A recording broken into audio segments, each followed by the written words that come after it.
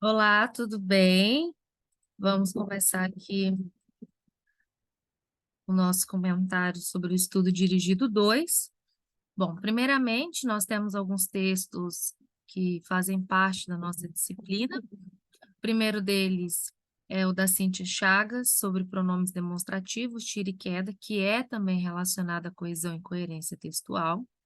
O poema O Bicho, o poema E Agora José, que eu fiz gravação para vocês e deixei disponível. O conto Uma Galinha, da Clarice Lispector, e também o conto A Bela e a Fera, ou A Ferida Grande Demais, da Clarice. Nós vamos começar aqui falando sobre coesão textual. A coesão nada mais é do que a relação, a conexão de ideias, e essa conexão acontece a partir de elementos gramaticais, como advérbios, pronomes, como preposições e conjunções. Então, todas as vezes que a gente pensa em coesão textual, a gente pensa em elementos gramaticais que interligam termos entre si. Por exemplo, o uso do mas dentro de uma frase equivale ao uso da coesão textual, quando se tem ali um sentido adversativo. A coesão textual caminha junto com a coerência, que nada mais é a relação de sentidos entre si. O sentido do texto, o sentido ali das ideias, o sentido do contexto, tudo isso está dentro do que a gente chama de coerência textual. Então, não basta eu ter elementos gramaticais que se relacionam bem dentro do texto, se dentro dessa conjuntura eu não tenho sentido, eu não produzo uma mensagem que faz sentido ao leitor. Por isso que eu considero a coesão e a coerência os dois lados de uma mesma moeda. Eu preciso dos elementos gramaticais que dão conexão, coesão, e preciso também do sentido para poder, então, meu texto ter funcionabilidade. Sintaxe nada mais é do que a parte da gramática que estuda os termos das orações, ou seja, os termos essenciais, integrantes e acessórios das orações. E a gente começa com os 3 conceitos básicos: frase, oração e período. Frase nada mais é do que todo enunciado com sentido completo. Pode ter verbo, que é o que a gente chama de frase verbal, e pode não ter verbo, que é o que a gente chama de frase nominal. Frase declarativa, exclamativa, interrogativa, tudo isso faz parte aqui das classificações das frases. O que não podemos esquecer é que a frase precisa ter sentido completo, independente se tem uma única palavra ou uma única expressão. Quando a gente diz bom dia, mesmo não tendo verbo, tem sentido. Silêncio, mesmo não tendo verbo, tem sentido, e é o que a gente constitui como frase. A oração gira em torno de um verbo, e esse verbo é o principal. A oração é um pouquinho mais extensa, porque precisa da colocação de sujeito e predicado. A oração se estrutura a partir de um verbo, e esse verbo pode estar em qualquer pessoa, primeira, segunda ou terceira, e se ele vier junto de outro, como é o caso aqui de estamos indo, olha, no próximo exemplo, vou destacar, nós temos 2 verbos, o primeiro é chamado de verbo auxiliar e o segundo de verbo principal, porque tem uma das 3 formas nominais do verbo, que são particípio, gerúndio e infinitivo. As 3 formas dos verbos, eu vou aqui para o nosso quadro, só para você não esquecer. Particípio termina em "o", e a gente considera aí a terminação ado, ido, edo. Infinitivo termina em "r", ar, er ou ir, e o gerúndio, que é a terminação NDO. Essa terminação, geralmente, nós condenamos em textos acadêmicos, a terminação do gerúndio.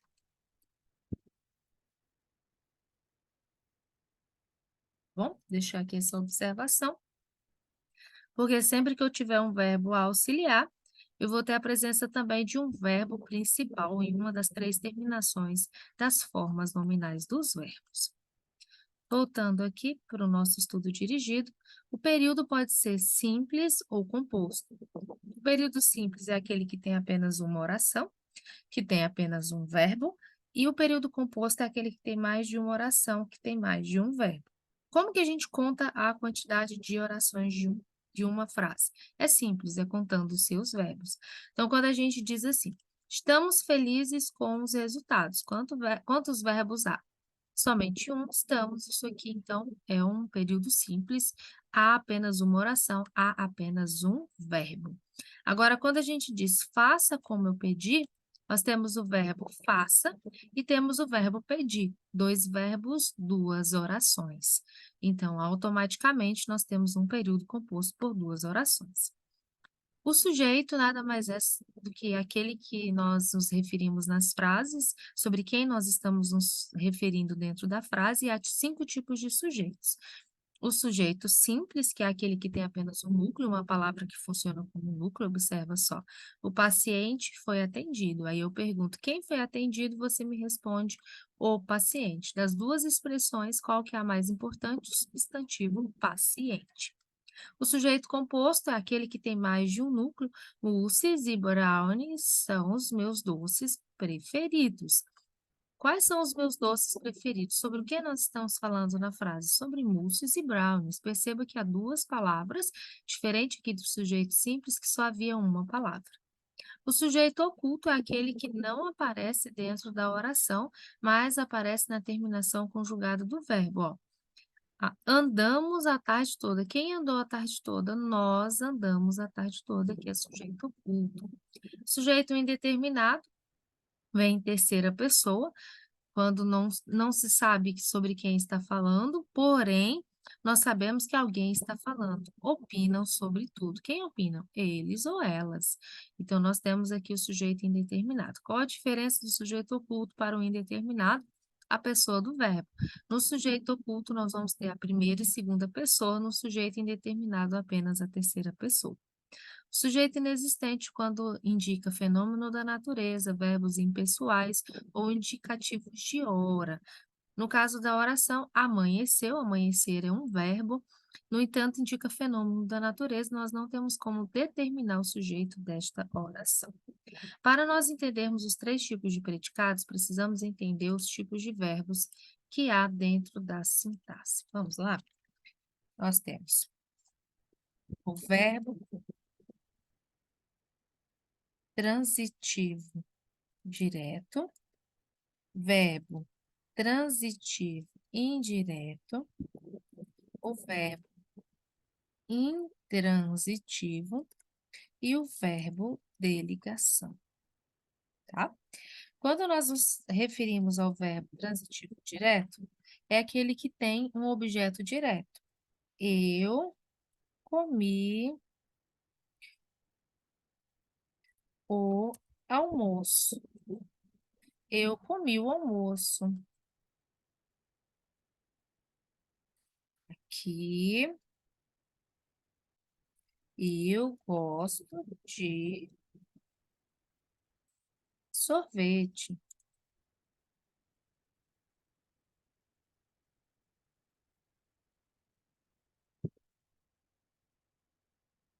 Eu saí. E outra oração.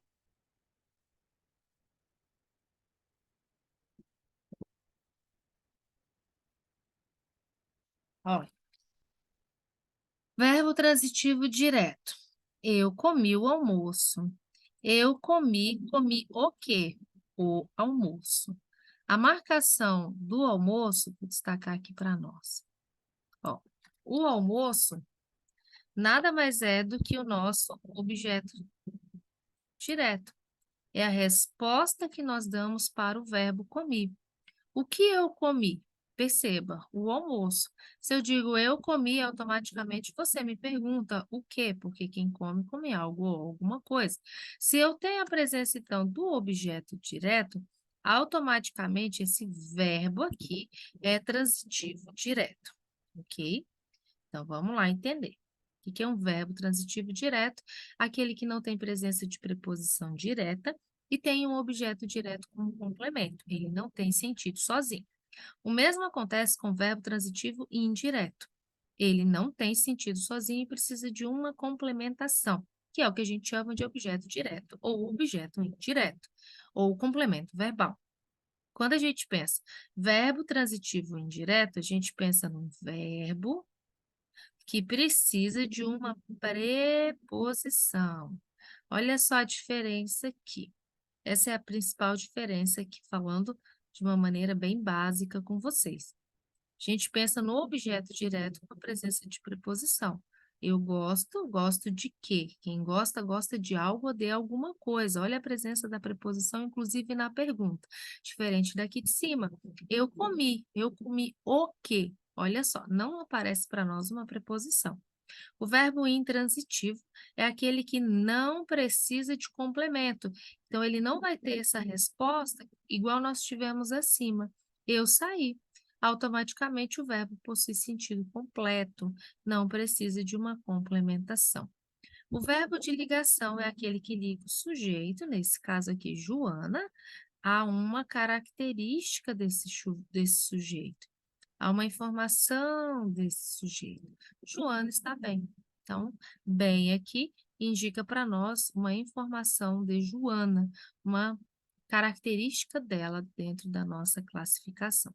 Quando a gente pensa, então, em predicado, vou fazer aqui a anotação.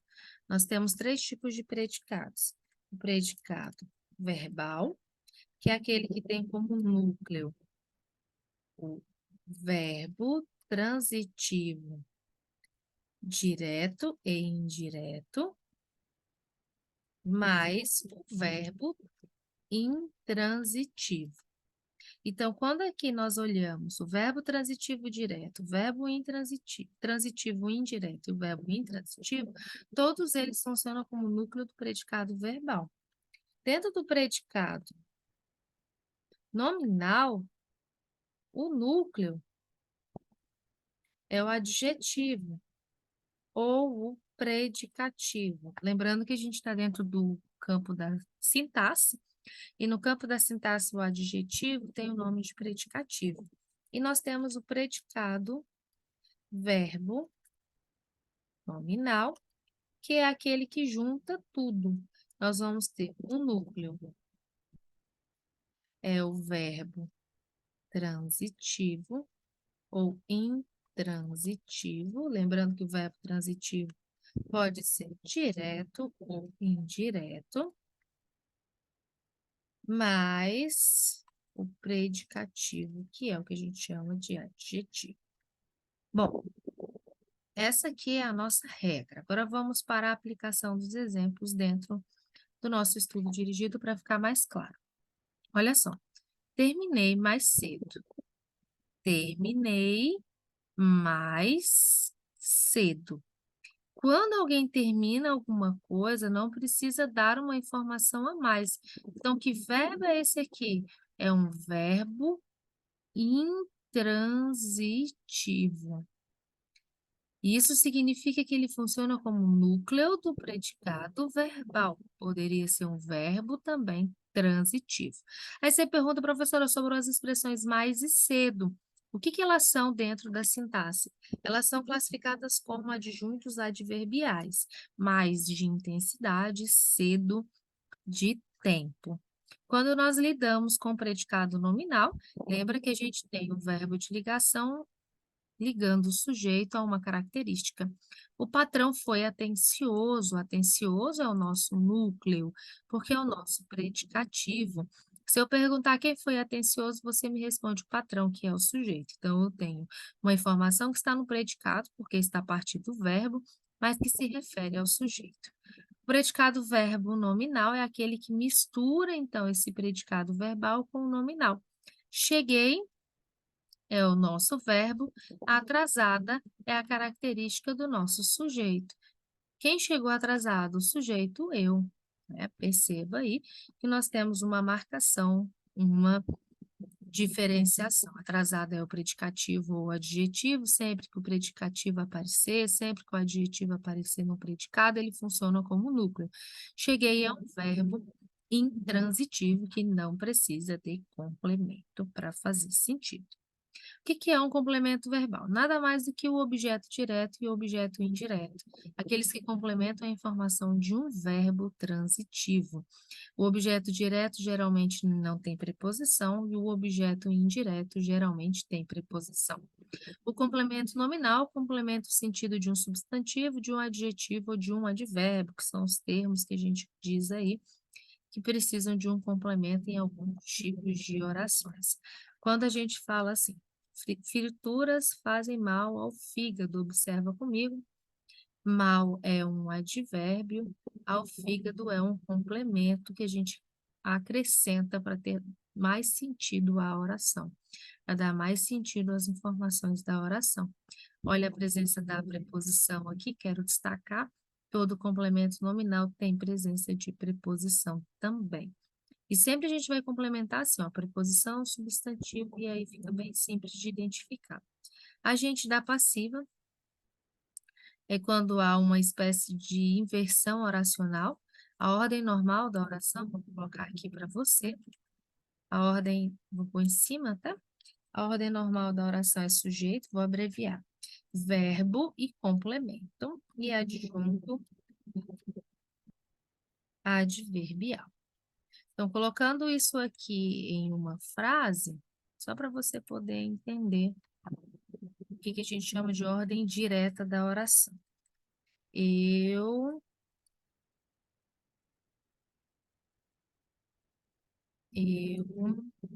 gosto de sorvete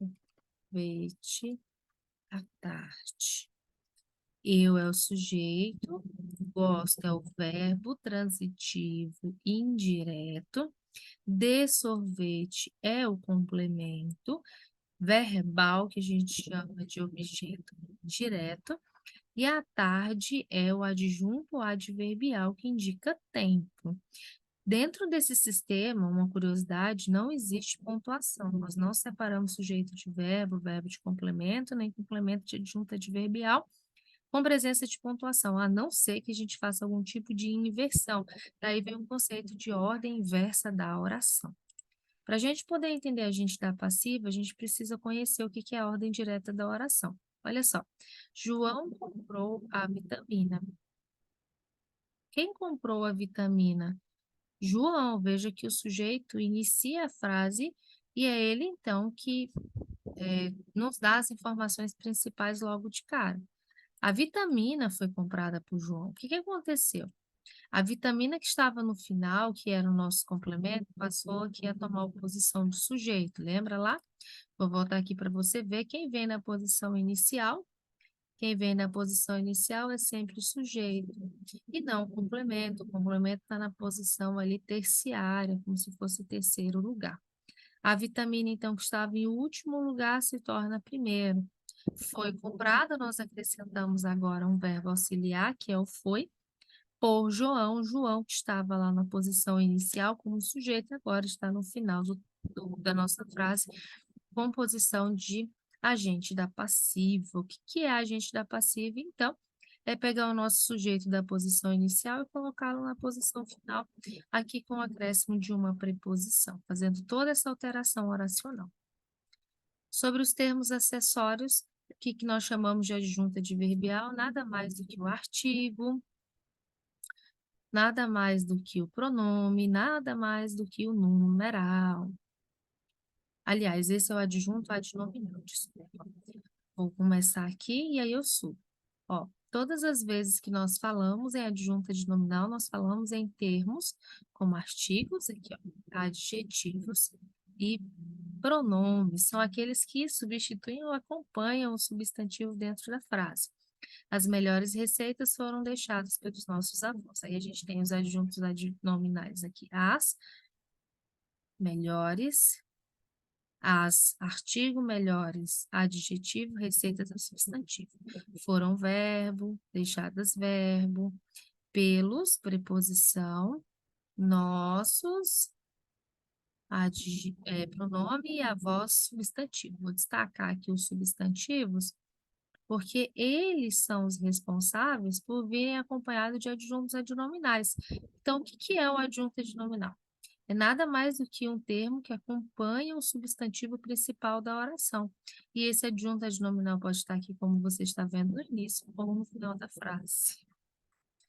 O adjunto adverbial, enfim, agora, nada mais do que o advérbio, aquele que indica uma circunstância dentro da oração. Circunstância de tempo, de modo, lugar, de afirmação, negação. Olha só o exemplo, estudarei amanhã. Amanhã é adjunto adverbial de tempo. Se você respondeu de tempo, muito bem. Estudarei pela manhã. Também tem função pela manhã de adjunto adverbial de tempo. Vocativo nada mais é do que uma expressão de chamamento. Essa expressão vem acompanhada de pontuação e pode fazer esse passeio dentro da frase. Pode vir no início, no meio ou no fim. Olha o exemplo, professor, a sua prova estará muito difícil. Aí eu posso fazer aqui a alteração. Vou colocar aqui para nós. A sua prova, professora, estará muito difícil? Ou a sua prova estará muito difícil, professora. E essa colocação de início, meio, veja a pontuação funcionando bem aqui, ou fim, só acontece com vocativo. E há algumas gramáticas que dizem que o vocativo não faz parte nem do sujeito, nem do predicado. Ele é só um termo de chamamento oracional. O aposto, geralmente nós confundimos sujeito com aposto, por causa da pontuação e por causa da função dele dentro da frase. Não pode, diferente do vocativo, andar. O aposto, na verdade, é uma especificidade sobre algo que nós dissemos já antes. Já foi dito antes dentro da oração. Ó, Maria, irmã de Bernadette, vendeu todos os bordados. O que que é o aposto? Vou destacar, inclusive, a pontuação, tá? Irmã de Bernadette. Essa expressão pode ser retirada da frase. Maria vendeu todos seus bordados. Aí não teria vírgula, né? Irmã de Bernadette é uma característica da Maria. Então, não é qualquer Maria, é aquela que a gente classifica como irmã de Bernadette. Essa informação é um aposto e funciona para especificar melhor algo que foi dito antes. A gente pode utilizar com travessão? Pode. Mas geralmente nós vemos o aposto aí mais relacionados à pontuação vírgula. Então, ele serve para resumir, para explicar melhor o que já foi dito. Chico Buarque, um dos maiores compositores da música brasileira, lançou outra obra literária.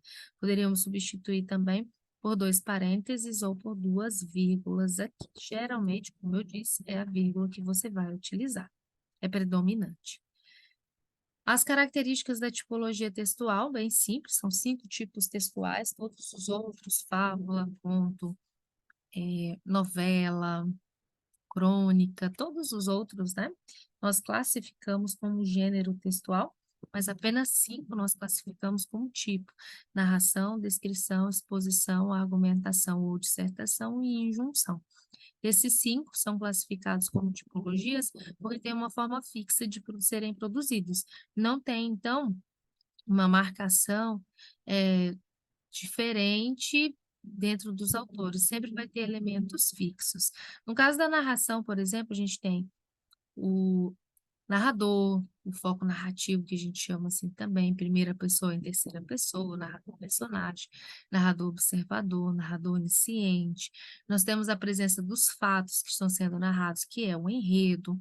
Nós temos também os personagens, que são as pessoas ali, os seres que participam das informações.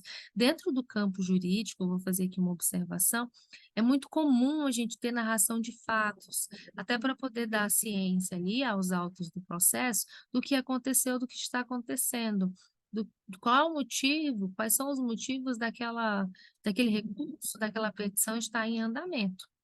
A descrição nada mais é do que, pelas definições, né, como se fosse fotografar uma imagem na mente das características de algo ou alguém.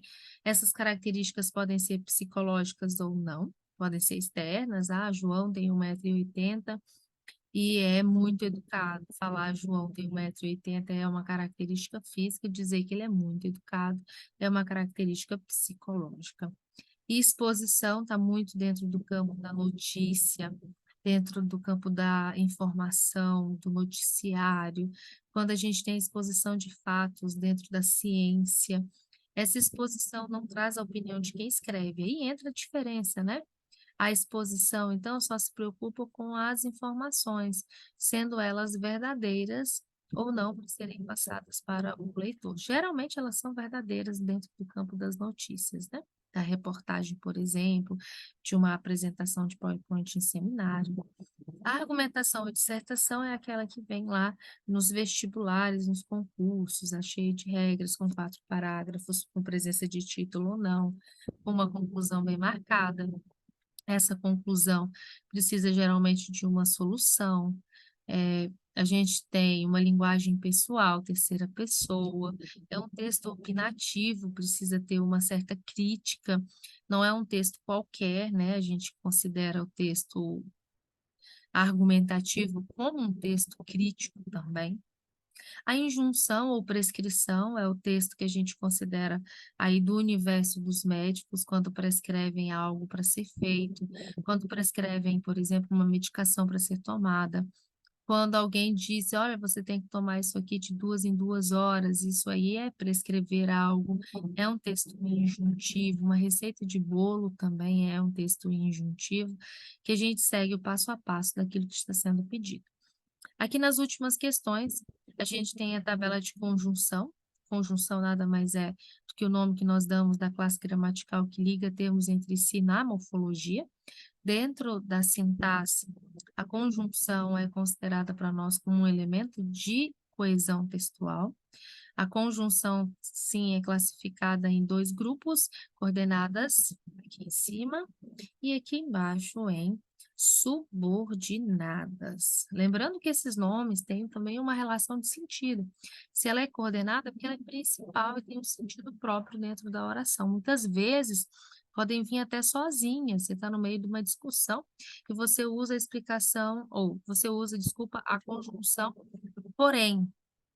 Logo, porém, já indica uma ideia de adversidade. Não, porém, aí você nem precisa dizer alguma coisa que já está nítido a sua adversidade, seu pensamento de oposição ali. Então, nós temos a aditiva, a adversativa, a alternativa, conclusiva e explicativa. Dando o exemplo de cada uma delas, o e dentro das aditivas, adversativa, porém ou mas, alternativo ou, conclusiva, portanto, explicativo, pois. Olha como elas vêm dentro das frases. Observe que sempre elas vão vir acompanhando geralmente mais de uma oração. Ou você dança ou canta. Dança, sujeito, ó, você, canta, sujeito, você. Mas são 2 orações, porque tem 2 verbos, né? Observa aí, que é bem interessante a construção oracional. Dentro das subordinadas, nós temos 9. Há algumas gramáticas que dizem que são 10. Eu classifico como 9, porque a 10ª está muito específica dentro das orações subordinadas substantivas. Então, é um outro universo, né? Quais são as classificações? Causais, consecutivas, comparativas, conformativas, concessivas, condicionais, proporcionais, finais e temporais. Dando um exemplo de cada uma delas. Causal, uma vez que, consecutiva, de modo que, comparativa, como, aquele como assim, João anda como seu pai. Conformativa, conforme, essa é fácil. Concessiva, eu gosto muito do embora. Condicional, caso você faça, ou se você fizer. Parece muito mãe falando, se você fizer a atividade, eu te darei um doce. Proporcional à medida que, ou à proporção que lembra o nome. Final, a fim de que. Temporal, quando, que indica tempo. Quando você chegar, avise-me pelo celular. Temos aqui alguns exemplos também. Vou voltar aqui ao nosso estudo dirigido para o início, focando que os assuntos da nossa prova não incluem apenas essa discussão que estamos fazendo aqui, mas também os nossos textos. Eu agradeço a todos, espero que a gente tenha uma ótima N2, uma ótima avaliação, e que a gente consiga aí alcançar uma boa nota, um bom resultado também. Forte abraço.